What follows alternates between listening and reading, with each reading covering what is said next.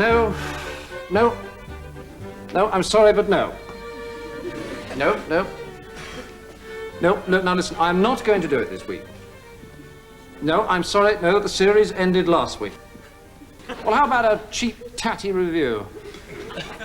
All right, that suits you. Cheap, tatty review then. Stand by and...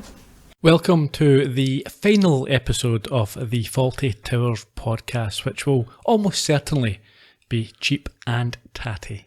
Nothing more and nothing less. Just like the previous 12 or so episodes. Yeah, it's probably fair to say. So for the final time, Ian, how are you? I'm mediocre, I guess. How are you, Jenny? Yeah, a bit sad. Yeah. It's all drawing to an end. It is. For some people, it ended a long time ago. And for others, they wished it had. And for the rest, there's maybe about half an hour or so to go. No one listens to these episodes anyway. The wrap-up ones? Or the intro ones, no. No. We can say whatever we like. And we will. Indeed. That clip you played, people might not be familiar with. Not everybody anyway. I wasn't until recently. Tell me about it. It's from it's a short piece that ran ahead of the very first episode of Not the 9 o'clock News, which was originally, it gets complicated, but it was originally scheduled to run in the slot where the 6th Fawlty Towers would have been, but it had been delayed by the strikes that we talked about in the previous episode. But then Not the 9 o'clock News also got delayed, so I think they ran a repeat of Gourmet Night instead. But they kept the Fawlty Towers part for the Not the 9 o'clock News episode when it finally did air in the October. Okay, so was that actually aired? Yeah. Yeah. Oh, I don't actually know if they used that. Oh, I don't know if it's aired or unaired. It's exciting. We'll leave it as a mystery. Okay. Somebody will know. They will. It's not the only non-canon work that you've discovered either, is it? No, well, we know for sure there was a series of training videos made in around about 2007 with John Cleese and Andrew Sachs for Statoil, which is now Equinor. It's a Norwegian oil company. My favourite oil company. Well, I don't think they're on the list of the top 100 polluters, but I'm not 100% certain of that. We actually contacted Equinor to try and get hold of the footage, but as you know, and the listeners are about to find out, they were not willing to release that to us because we didn't have any connections inside the company. So if anyone out there has connections within Equinor, either let us know or contact them directly and try and get hold of this training video. Apparently, the plot of it is Basil's working, or he's running a restaurant, or Basil's brasserie, and he's got a manager working for him who is worse than Basil was. And it's obviously training in management skills. So he's highlighting the issues that need to be resolved. And I think Manuel stoats by he's owned his own Michelin-starred restaurant. That's what I understand in London, yeah. Yeah. I'm not sure that that's the only training videos. I think I've seen John Cleese refer in interviews to, I've done all sorts of training videos. So it could be that he uses the Basil Fawlty character as a what not to do, or a training guide for other companies, but I'm not aware of any specific ones. I would imagine it would be a very lucrative business, especially when the oil companies chap at your door, you can name your price, I would have thought. It could well be that not releasing it publicly is part of the contract. Yeah. Okay, so today, just now, what shall we cover? What do you want to talk about? Well, I think the points that we set out in the introductory episode... I can't remember that. Well, you've referred to it during the show. Obviously, we're trying to look at this show, Fawlty Towers, in 2018 and see how well it stands up. That's it. Basically, that's the bottom line. And I think we've kind of done that as we've gone along. I don't think we've fallen short of that, but it's probably worth reviewing. Yeah, perhaps a recap. I mean, there was... We'll start with the negative points first, because we do have to address them. There was a touch of racism, homophobia, sexism dotted throughout the 12 episodes. Not always, we should say, from the main characters or from Basil, but the Major, definitely. Yeah, well, we've got the big one in the Germans when the Major goes on a little bit of a rant there, and we've discussed that in depth in that episode, so I don't think we need to relitigate that one. There's one or two others. They do use the word Dago quite freely, which I think they wouldn't do now. That's not a term that's acceptable any longer. You had concerns also in the Germans with Basil and the Doctor. And I think there's a couple of other times where Basil and the Major discuss German people generally, and there's a little hint of unhappiness about the culture of the German people. Yeah. But I don't think the show itself ever verges into the grounds of being racist. There are characters who have used racist words or have held racist views, but I don't think the show itself ever displays those characteristics. I don't think it's something you can criticise them for as writers. I would agree. I don't think that it dates the show to an extent where it's not funny and you can't watch it. It's certainly it's held up very well. I think the only point that we would probably make is that those elements wouldn't be written in that way today for obvious reasons, and it's not necessarily a criticism, just an observation. Yeah, I think you're right. Absolutely. There were other things that perhaps, when you talk about dating it, it was references to people and events of the day. I think most of them are fine. You know, you've got Thatcher and Franco. People still are aware of their standing, their impact on the world. I don't think that. Yeah, Wilson as well. I don't think there's any point in trying to suggest the show is timeless. It's obviously of its time, so I don't think these references are in any way a problem, because hotels in 2018 aren't like Fawlty Towers. No, and they don't. I think within the context, even if you are a foreigner and you wouldn't know who Thatcher was, if you're I suppose an 18-year-old American just now, you might not know who Margaret Thatcher was. But I think in the context of the show, you can understand what they're getting at anyway. It's also really easy to find out if you wanted to, if you were interested. Yeah, if there's a reference that you missed, you thought, who are they talking about? Nowadays, it takes a few seconds for you to check out on your phone who that is. So, that aside, what does work? Why is this still a fantastic show? And I don't think I'm being too presumptuous there, Ian, with your thoughts on it. Yeah, I think people who don't like Fawlty Towers generally don't like farce. Mm-hmm. It's the style of the show. So, I don't think you're going to find many folk who love a good farce, but don't think Fawlty Towers is a good example. Yeah, I agree. I think what makes this stand out, and why it is so such a classic show, is that it is farce, but it's very sophisticated. And I think that some farce in the past would be someone falling over and dropping their trousers or getting a kick up the backside, as Blackadder once mentioned. Well, but this is so intricate, so well plotted, that it's the top end of the farce scale. Yeah, no, absolutely. So I think I've probably mentioned this before. A character like Norman Wisdom, I can't stand at all. I wouldn't watch it. I just think it's stupid. I know that's probably not your point of view. It's probably not the point of view of a lot of listeners. But something like this where there's a bit of wit to it. It's not just pratfalls. It's not just someone being embarrassed for the sake of being embarrassed. Yeah. There's reasons why these things happen to Basil or happen to Manuel or whoever else, or Polly, or all of them. Mm-hmm.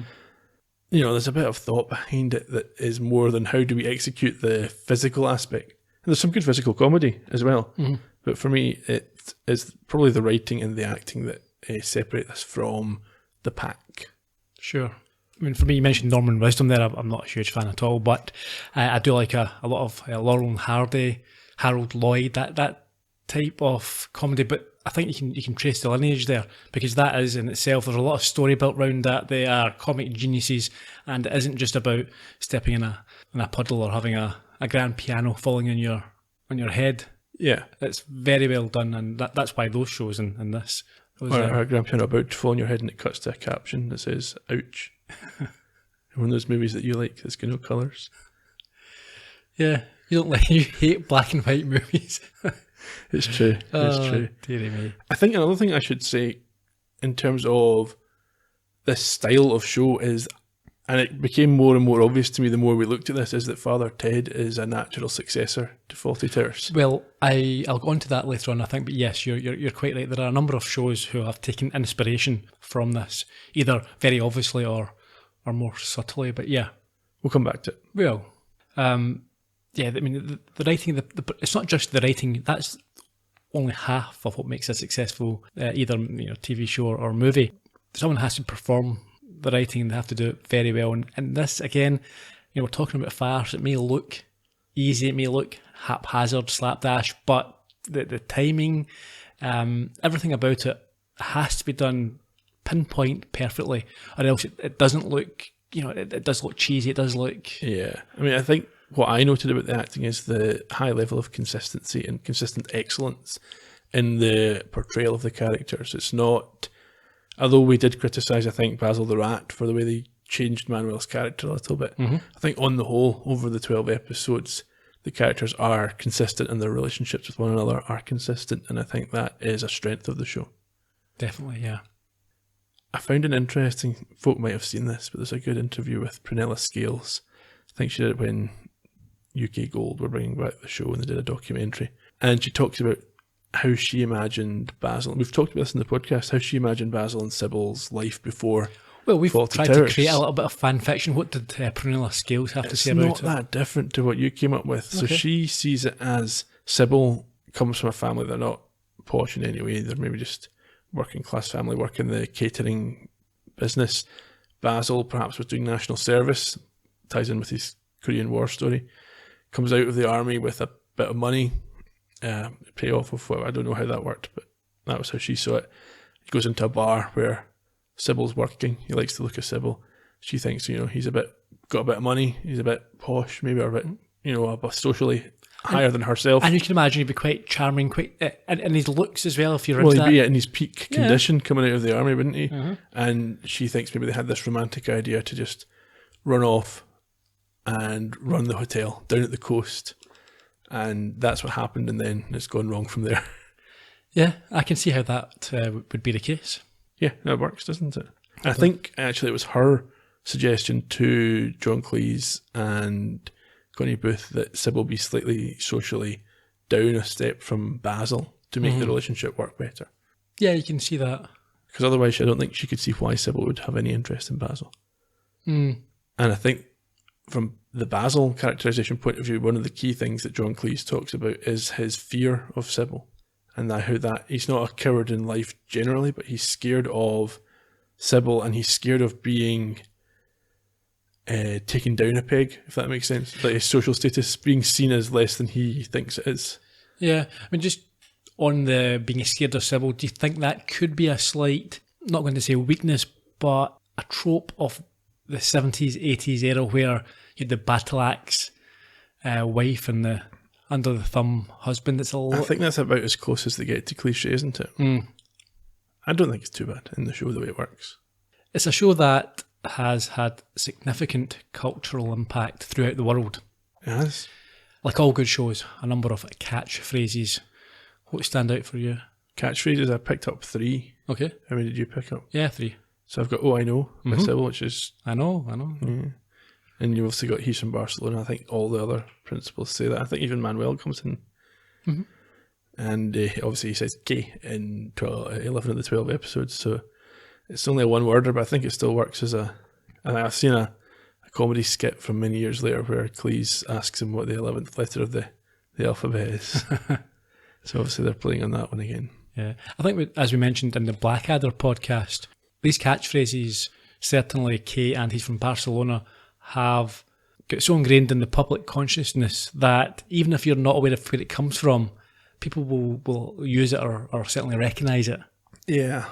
What would you say were the most iconic scenes? So for me, I've got Basil and the Germans, and I've got Basil bashing his car with the trees, the two standout iconic moments of the show. Yeah, I think visually I would agree with those two.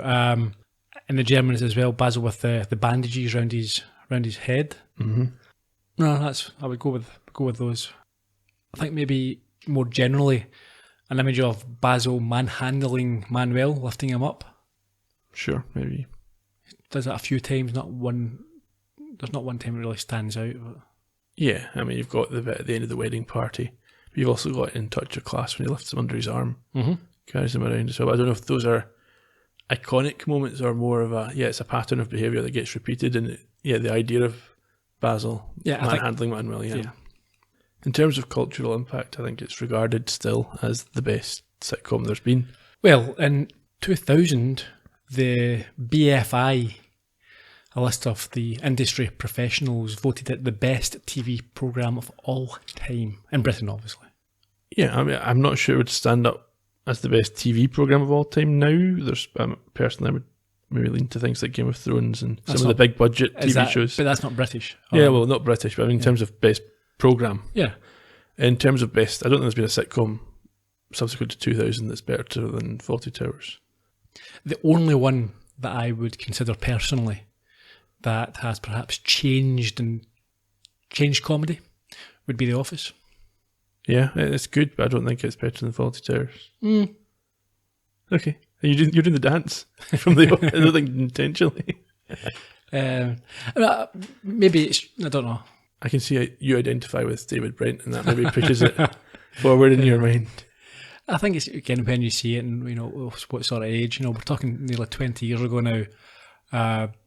We're watching Fawlty, it's always been from a different period of time. Yeah, I mean, I think people my age might look at Father Ted as well, but when you see how derivative it is, having watched Fawlty Towers, it maybe takes the edge off a bit. Folk maybe my age who haven't watched Fawlty Towers in as much detail but again, Father Ted's not British, so. There you go. Yeah. Did you know that there have been 4 attempts at remakes, with 3 making it onto the screen? Well, I knew there was a Spanish one and a German one, because I know that Andrew Sachs has got German background, and he tried to get in, he's spoken about that one, and I've heard about the Manuel character being changed for the Spanish one. Beyond that, I don't know. No, I think when we discussed that was the dialogue being changed for the Spanish audience. Yeah. Was that just in the English version? Yes. Oh, okay. So, right. I'm not saying KK. I said, okay. Right, okay. Let me tell you about these 4. You tell me about these 4 attempts. Chateau Snavly was made with Betty White and Harvey Korman in 1978. It was a pilot, but that didn't go any further than the pilot. We also had Amanda's with B. Arthur from The Golden Girls, along with Fred McCarran. Interestingly, that version switched the roles, the sexes. Okay. So it was the female who was playing the characteristics of Basil. That can work. There were 8 episodes of that broadcast, 13 filmed, so it didn't even make the last episode before it was pulled. We also have Pain, starring John Larroquette. Again, this aired for 8 episodes, with just 1 not making the screen, so they pulled that as well. That's a theme. We saw this with when we did the Jonathan Creek podcast. They talked about One Foot in the Grave, and they tried to take that to America, and that didn't work either. They also tried Men Behaving Badly.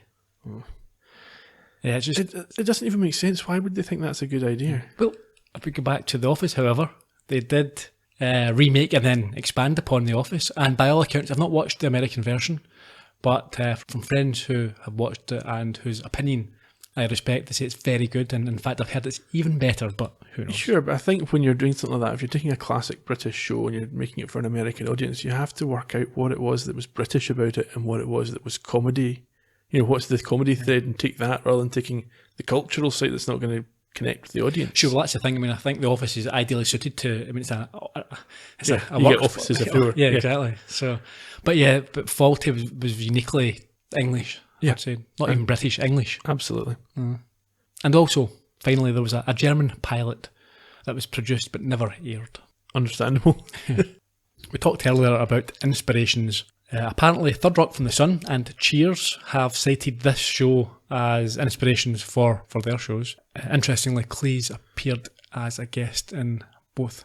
I liked Third Rock from the Sun when I was younger. I don't It was good. remember anything much about it. But yeah. John Lithgow was always very good. I could see him playing a Basil Fawlty. He was terrible in Pitch Perfect 3. I think you mean Pitch Perfect 3 was terrible. No, he was terrible. He was trying to be Australian and it did not work. Okay. Anyway, I'm not admitting to having seen that, I was told. Yeah. Yeah. And as you mentioned earlier, Matthews and Linehan, the chaps behind Father Ted, have cited it. Yeah, it's almost a direct successor, I would say. What if folk don't believe me, watch all of Fawlty Towers, then go and watch all of Father Ted, and you can see the threads.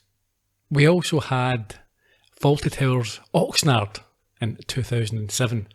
Now, I believe Oxnard is a place in California, and the LA Film School produced 7 episodes. I'm not sure if it was an internal sort of showreel demo. So it's like these Star Trek fan films that people make themselves. Yeah, it's quite interesting. It's on YouTube. You can go and have a glance at it. I suppose we should also mention the dining experience at this spot as well, because it's based on, although avoiding all copyrights belonging to... I think there's a bit of tension between John Cleese and that company. I think it's an Australian company, but it's now global. It's all over the UK constantly, and I think it's in Glasgow fairly soon. How do they spell Fawlty? With a U. They're not allowed to use. No, but they can use the characters and the characterizations. Yeah. As long as they don't lift from the script. Apparently, this is the legal argument. Well, Yeah, it's been around for a number of years, so I'm assuming that they're not breaking the law. I believe it's very popular. But I also believe John Cleese isn't that happy. Yeah. Oh well. Yeah, it's not our fight. Let's not get into it. And there was also a PC game from 2000 Was there? based on it, yeah. How did that go? Don't know. In fact, I should have looked it up on YouTube. There's no doubt a A playthrough? playthrough, yeah. If anyone ever had or played the game, let us know what you thought of it. I've got a feeling it won't be great. I wonder if it had original voice acting. Maybe. Do you have any favourite guest stars or characters? Yes, I do. I've listed 3. As have I. Okay, let's see. We'll do alternates. We don't copy a list. So who's going first? I'll go first. Okay, there you go. My first choice is Joan Sanderson as Mrs. Richards in Communication Problems. Okay, my first choice is Bernard Cribbins in The Hotel Inspectors. This isn't in order. No, it's just yeah. Yeah. Okay. Yeah, I think Cribbins was fantastic. And in fact, he is my second choice. Yeah, well, Sanderson was my second choice, so we match up. So, third choice. Third choice. I'm going for Ken Campbell as Roger. Okay, fair. I've gone for Bruce Boa in Waldorf Salad. Okay, yeah. I think the thing is with all the guest stars, all of the episodes, there's not a weak one. Even, the Builders is class. I was going to say The Builders. No, I think O'Reilly was fine. Do you? Yeah. Oh, that was another when we were talking about racism. Yeah. Anti-Irish racism is a buzzword these days. It's something that's not necessarily been eradicated. No. But yeah, that should probably be mentioned in that context. Episodes, favourite episodes. I've got myself a top 3 in no particular order. I've got, let me see, 1, 2, 3, I've got 12. I've got 4.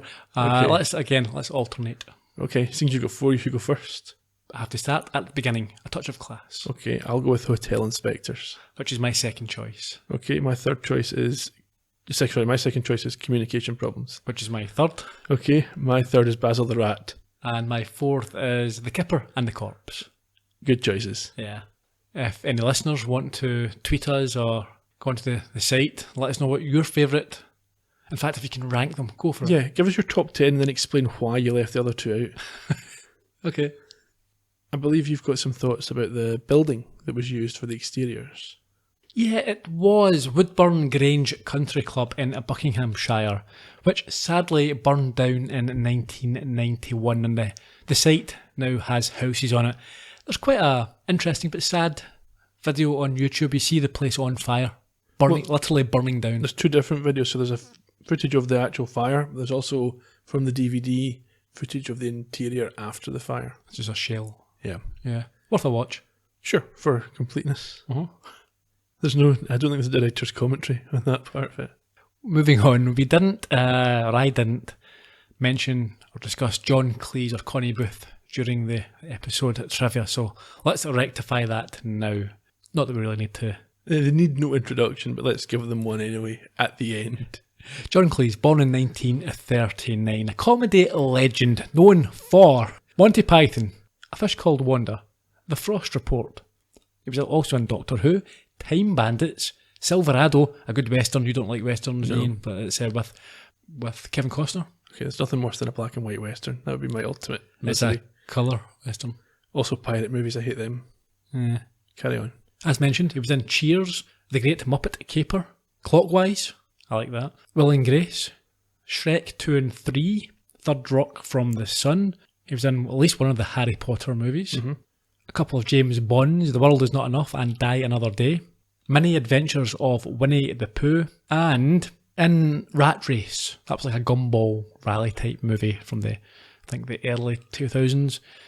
He played a character called Donald P. Sinclair.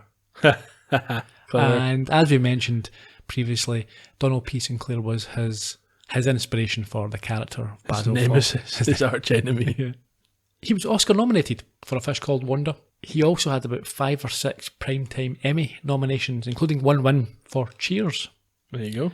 And 6 BAFTA nominations with 2 wins. One for A Fish Called Wanda and for Fawlty Towers. He must be due a lifetime award. I would have thought so, yeah. They should get on that toot sweet. He earned a law degree from Cambridge, and his grandfather was called Mr. Cheese, but changed the family name when he joined the army, I think, to avoid being ridiculed. You'd think Donald Trump would have thought of that. Like yourself, Ian, we discussed last week, he's a bit of a cat lover. He had 5, named after cheeses. It's a good choice. And he also loves a lemur, and has one named after him, the Avachi Cleese. That's quite good. My partner likes a lemur. He's been married 4 times with 3 divorces, and one in particular that cost him around 20 million, which induced him to go back to the theatre on what he calls, or called, his alimony tour. I think that's a bit of a running gag whenever they do a new Monty Python get together. Although it's maybe a gag, but I think It's funny because it's true. true, yeah. Yeah. I mean, in the UK, he had recently been involved in, what was it, Specsavers or some other He's done a number of advertising terrible, campaigns. really wish he hadn't, but, you know. Well, I don't think it does any harm to his legacy. Nobody remembers these bad adverts. Unless they're preserved for life on YouTube. Or a podcast. Yeah. So let's not mention it. His son-in-law is Ed Solomon. He is probably most famous for the writer of Bill and Ted's Excellent Adventure, amongst other things. Which of his daughters is he married to? Cynthia, Okay. I think. One of Cleese's daughters is an active comedian herself. She is, I think yeah. she was at the Edinburgh Festival recently. I believe so. And as we all probably know, his first wife was Connie Booth. They were married from 1968 to 1978, with whom he co-wrote Fawlty Towers. I believe they split between season 1 and season 2, but they remain friends, which is obvious. Yeah, they work well together still in season 2. I don't think there's any obvious sign. But then dramatic tension can sometimes be a good thing. Yeah, it can be a driver. Get your emotions running, your artistic juices flowing. Works for us, doesn't it?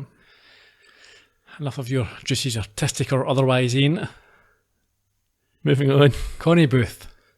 Born in either 1940 according to IMDb or 1941 or 1944 according to Wikipedia. Depends which club she's trying to get in. That's it, yeah. In Indiana, in the USA. She appeared in Monty Python, Bergerac, Flood Tide, The Tomorrow People, Faith, and The Buccaneers, but retired from acting in 1995 to qualify as a psychotherapist, as which she worked for a number of years. I'm not sure if she's retired or not. She's obviously a reasonable age now, so perhaps she's taken a well-deserved retirement. But she might not be. She knows. If you could email us in, Connie, and let us know if you're still working, we'll never be able to tell anyone because it's the last episode. Apparently, she wouldn't talk about Fawlty Towers for over 30 years until the documentary Fawlty Towers reopened in 2009. When you say wouldn't, do you mean she refused to do interviews, or when asked, she just shouted at people? I think she just stood back from the limelight, and if requests went in for any sort of interview, she no doubt politely declined. Fair enough. A bit like John Cleese did when we asked him to come on our podcast. Yes, that's true. It was very kind of him to offer his best wishes. Yeah, F off. Don't do it. Don't try. I will sue you if you do a podcast. Yeah. He didn't say that. He was very polite and very kind. Yeah. And finally on Connie Booth. She lives in London with author and former critic of The New Yorker, John Lahr, who is also, and I think this is the most interesting part, son of Bert Lahr, the lion from The Wizard of Oz. That is quite interesting. Good, isn't it? It's a good celebrity connection, isn't it? Next up, we don't have an episode next week. We don't. Do we have any plans? Anything in the pipeline, Ian? Nothing imminent. Okay. Yeah, not imminent, but we've hinted at, and I think a lot of people already know from some of our other ramblings and different podcasts and what have you. We're going to attempt something that's been requested of us for a number of years now. Yep, something that no man has done before. Well, apart from the very many who actually have. Yeah, there's lots of them. It's the first time we've really tackled something in a crowded podcast space. But I think we're hoping to bring our own unique style and angle at it. So it will be, drumroll. The original series of Star Trek from the 60s. Yeah, you've wanted to do this for a while. I'm not really a sci-fi fan, but much like what we did on Columbo, we're going to try and bring back that dynamic. So you're a reasonably familiar viewer of the show. I am. I'm no Larry Nemechek or any of those guys, but I've watched it multiple times and enjoy it. Yeah, I've never seen the show. don't know anything really about it. Well, I say that, it's again, that's one of these shows. It's so iconic that I could probably drop quite a few facts from my subconscious. But yeah, I've not watched the show. So we're going to look at it. You as an experienced viewer, myself coming from it in 2019. It will be, yes. As a noob, and we'll see how it stacks up. Absolutely, we will. We've created social media accounts, etc. So if folk want to get ahead of the game, they can find us. We're on both, again, Twitter and Facebook. We're at Trek Podcast. Website's going to be www.astartrekpodcast.com. I think we're going to title the show this time, make it something a bit more interesting so we don't get sued by Paramount or whoever holds the rights. Yeah, any ideas? Well, Spock has a way of saying things are fascinating, and I think that if we pose that as a question, that kind of covers how you're going to be looking at the show. Yeah, question mark as opposed to an exclamation mark, which would be a tad presumptuous. Absolutely. So fascinating with a question mark, and we will go with that unless we come up with something much better between now and then. What we're also going to do, and this is a little bit more nebulous at the moment, it's more a work in progress. I think we'll look at doing some more maybe journalistic radio-style documentaries. We've got a few ideas and we're speaking to a number of different people and organisations at the moment. But yes, we'll keep people informed. So if anyone out there's got any connections or great leads, please. Yeah, if you're a commissioning editor at the BBC Radio, yeah, and give us a tinkle.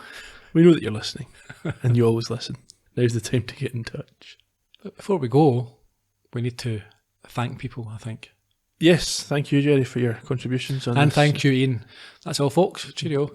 No, we sincerely appreciate everyone who's listened to the show. You know, we've enjoyed it a lot. The audience size has been bigger than we anticipated, which has been exciting and fun for us, and we hope that continues with our previous shows. It has. People have found them later on. It's not one of these podcasts you need to be in at while it's coming out, so hopefully people are still finding this for years to come. Well, that's it. If you're listening in 2024, hope everything's well. You'll know what we did next already. So this podcast was a waste for you. Hope I'm still alive. Yeah, I hope you're still alive too. We do also hope that some of you will come across to our next project, whatever they are, the Star Trek one or whatever else we get up to. And we will definitely promise to keep you involved and informed. And we'll probably drop it in this feed as well. Yeah, it's always good. So apologies in advance if you're not interested in Star Trek. Now's the time to unsubscribe. No, don't do that. How do we get out of this podcast now? I'm not sure. Any ideas? I've got one. Let's call in a friend. Come on out! Rouse! Rouse! Rouse!